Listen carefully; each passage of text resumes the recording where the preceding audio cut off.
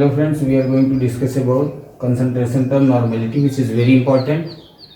And normality is like molarity. Molarity की तरह होता है. Molarity में होता है number of mole upon volume of solution in liter.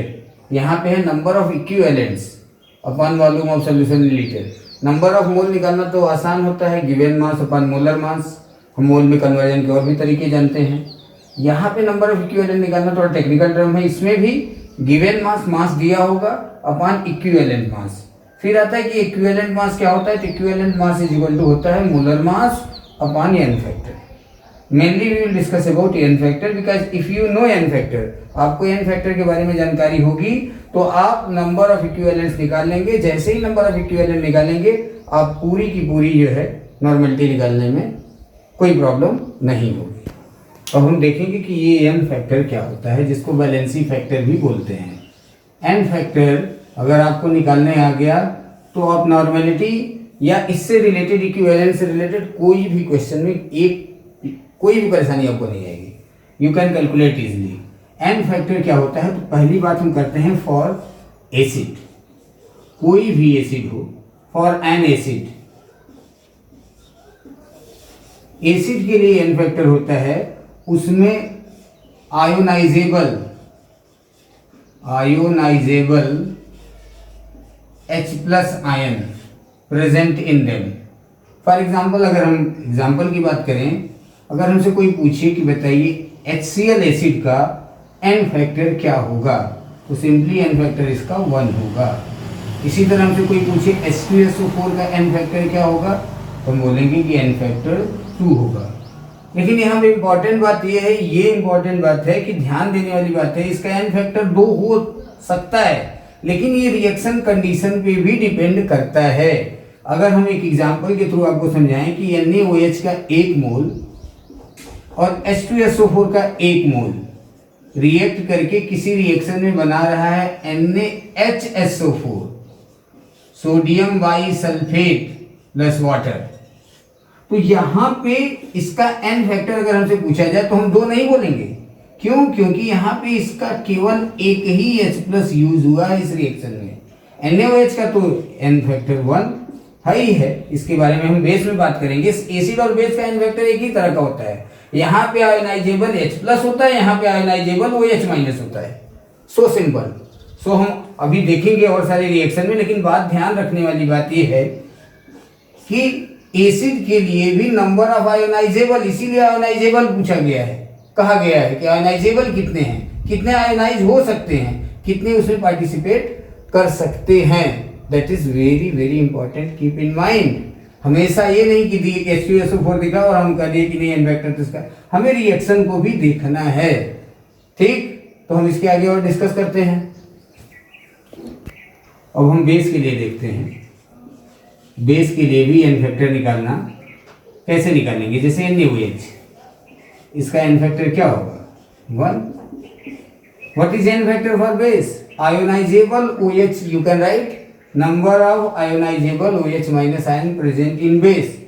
इसके लिए N factor 1. CaOH twice. Can you tell me what is N factor? N factor is 2. Similarly AlOH thrice, इसका एन फैक्टर क्या होगा, N factor will be 3. Again it depend upon reaction condition. ये किस acid से neutralise हुआ या किस तरह के रिएक्शन में कितने इसके OH पार्टिसिपेट कर रहे हैं रिएक्शन में, इस चीज पे ये जरूर डिपेंड करेगा. इवन तो इसका एन फैक्टर कितना है, एन फैक्टर है क्या 1, 2 और 3, लेकिन ये भी डिपेंड करेगा कि अगर इसका 3 होने के बावजूद 2 ही OH अगर आयोनाइज हो रहे हैं तो क्या होगा, इसका एन फैक्टर 2 होगा. अगर एक ही हो रहा है तो 1 होगा. Is it clear? Clear. N factor for ionic compound.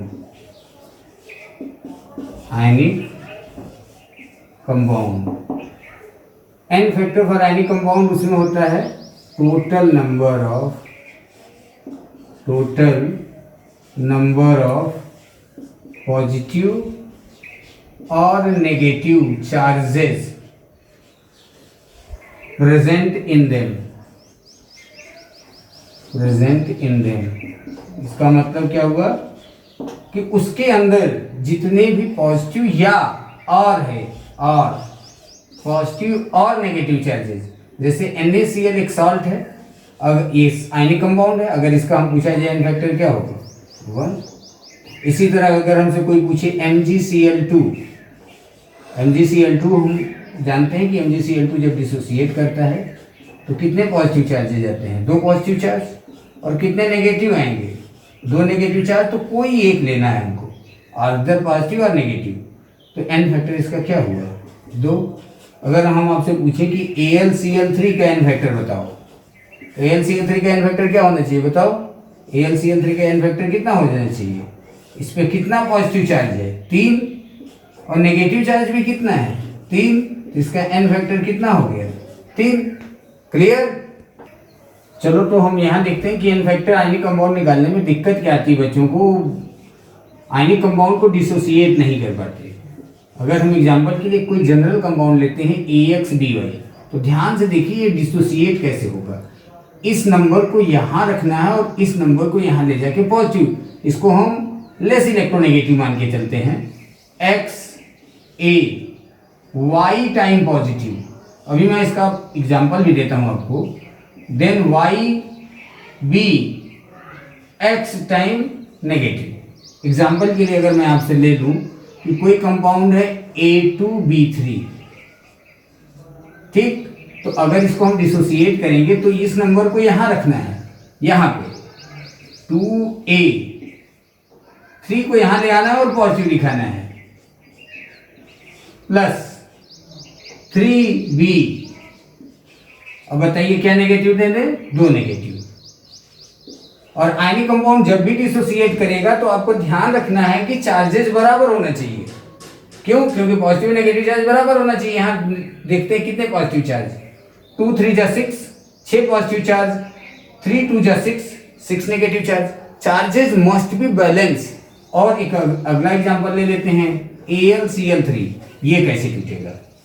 तो अब यहाँ देखिए कौन सा नंबर है, कोई नंबर नहीं, तो 1 है। तो 1 लिख के 1 नहीं लिखते हम जनरली। Al कितने पॉजिटिव दे दें, 3 पॉजिटिव, प्लस 3 टाइम यहां पे जो नंबर था वहां उतना नेगेटिव कितना था, 1 था, 1 नेगेटिव। अगेन चार्ज वाइज देखिए, चार्ज बैलेंस होना चाहिए, न्यूट्रल होना चाहिए ओवरऑल। तो 3 positive and 3 negative, charge balance. N factor for element भी देख लेते हैं, बहुत ही सिंपल है। N factor for any element, कोई एलिमेंटल फॉर्म में मौजूद हो तो, कोई सब्सटेंस एलिमेंटल फॉर्म में, फॉर एग्जांपल ऑक्सीजन। ऑक्सीजन का एन फैक्टर क्या होगा, इसकी वैलेंसी। ऑक्सीजन की वैलेंसी कितनी होती है, 2। Clear. What is N factor for any other element like nitrogen. Nitrogen का एन फैक्टर कितना होगा, 3। जो उसकी वैलेंसी होती है वही उसका एन फैक्टर होता है एलिमेंट के केस में। Now we are going to know the N factor for redox reaction. Redox reaction, इन सब का डिटेल आपको आगे की चैप्टर से पढ़ने हैं, लेकिन यहाँ इंट्रोडक्शन है। मोर कंसेप्ट में क्वेश्चन आएंगे तो अब करना होगा आपको, इसलिए पहले इनको देखते हैं कैसे निकालते हैं redox reaction. What is the redox reaction first. Redox reaction are those reaction in which electron are lost or gained। तो अगर हम बात करते हैं कि मान लो कोई रिएक्शन है Cu2+ और ये 2 इलेक्ट्रॉन का गेन करता है, 2 इलेक्ट्रॉन का गेन करके ये बनाता है Cu सॉलिड, तो इसका एन फैक्टर क्या होगा। तो रेडॉक्स रिएक्शन के लिए याद रखिए, रेडॉक्स रिएक्शन के लिए एन फैक्टर होता है number of electron lost or gained by 1 mole of substance। Simple, 1 mole of substance में कितने इलेक्ट्रॉन का लॉस या गेन हो रहा है, that is the N factor. यहां अगर मैं आपसे पूछूं कि इस किसी कंपाउंड के फॉर्म में हो या Cu2+ एक्वस के फॉर्म में, तो इस रेडॉक्स रिएक्शन में इसका एन फैक्टर क्या है, 2। अगर हम दूसरा रिएक्शन लेते हैं कि Mn+5 में है, मैग्नीज M+5 स्टेट में है और ये जो है 2 इलेक्ट्रॉन का गेन करके Mn+3 स्टेट में चला जाता है, तो आप बताएंगे कि एन फैक्टर क्या होगा, n फैक्टर अगेन क्या होगा 2, सिंपल।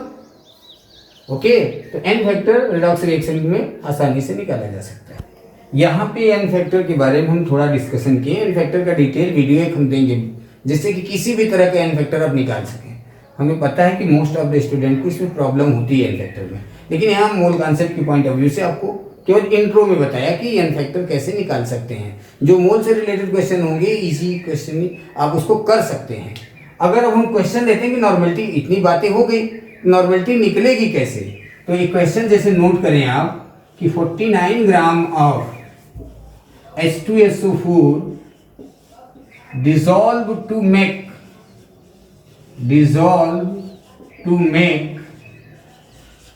1 liter solution.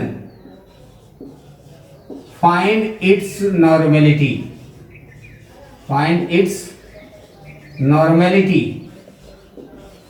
तो आप एक बार ट्राई करिए और मैं इसको अभी सॉल्यूशन करता हूं। आई होप आपने कोशिश किया होगा। अब यहाँ देखते हैं कि पहले आते हैं कि नॉर्मेलिटी का फार्मूला क्या होता है। नॉर्मेलिटी का फार्मूला होता है नंबर ऑफ इक्विवेलेंट्स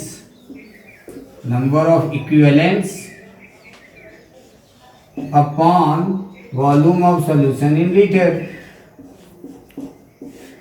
तो नंबर ऑफ इक्विवेलेंट निकालने के लिए हमें क्या करना पड़ता है, given mass upon equivalent mass.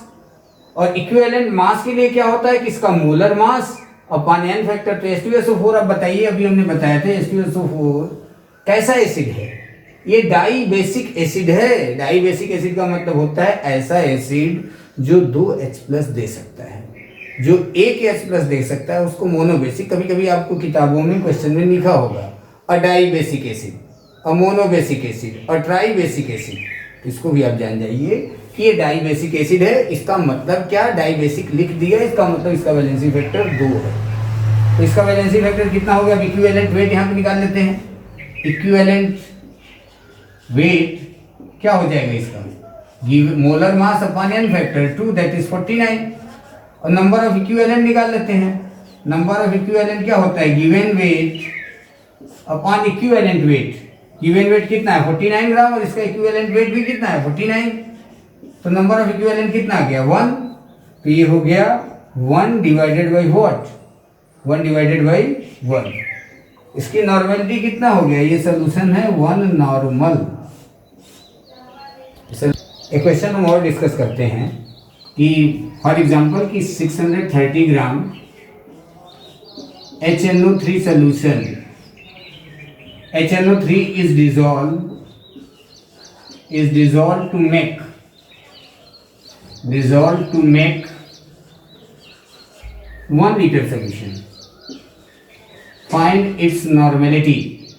Find its what? What is the normality of this solution?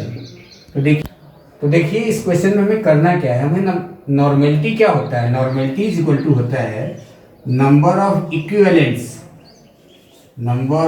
Equivalents upon volume of solution in litre. Volume of solution 1 litre है, इसमें कोई दिक्कत नहीं है। नंबर ऑफ इक्विवेलेंट से कैलकुलेट करना है इस क्वेश्चन, जितने भी नॉर्मेलिटी के क्वेश्चन होंगे नंबर ऑफ इक्विवेलेंट फाइंड करना ही आपका मेन टारगेट होगा। और नंबर ऑफ इक्विवेलेंट के लिए हमें क्या चाहिए, number of equivalent is equal to होता है given mass upon equivalent weight. और इक्विवेलेंट वेट क्या होता है, उसका मोलर मास, कंपाउंड का molar mass upon n factor.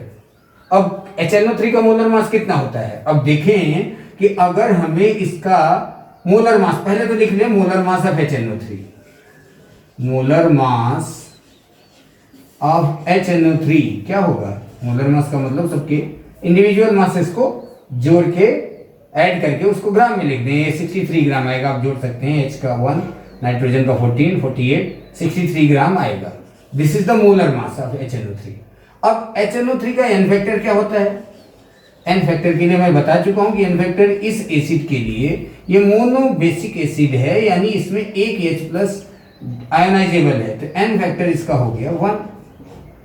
अब इसका n फैक्टर 1 हो गया और मोलर मास इतना है, तो इसका इक्विवेलेंट वेट कितना हो गया, equivalent weight is equal to क्या होता है, molar mass upon n factor, that is 63 upon 1 and that is what 63। अब अगर हमें इक्विवेलेंट वेट निकल गया तो हमें नंबर ऑफ इक्विवेलेंट निकालना है।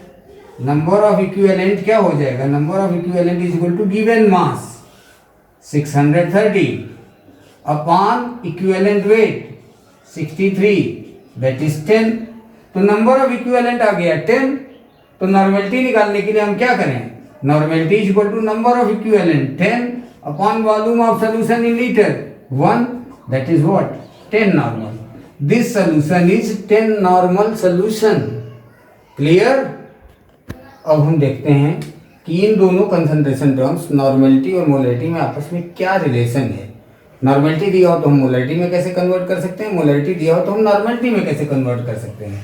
तो याद रखिए कि नॉर्मेलिटी इज इक्वल टू होता है मोलरिटी, जिसको हम कैपिटल M से डिनोट करते हैं, इनटू n फैक्टर। अब n फैक्टर के बारे में तो आप जान चुके हैं कि n फैक्टर क्या होता है, और इसके बारे में एक डिटेल वीडियो में और भी बनाने वाला हूँ, इसमें कोई टेंशन मत लीजिए। तो अगर हम एक क्वेश्चन के माध्यम से डिस्कस करें, अब क्वेश्चन क्या है कि 98 ग्राम H3PO4 is dissolved to make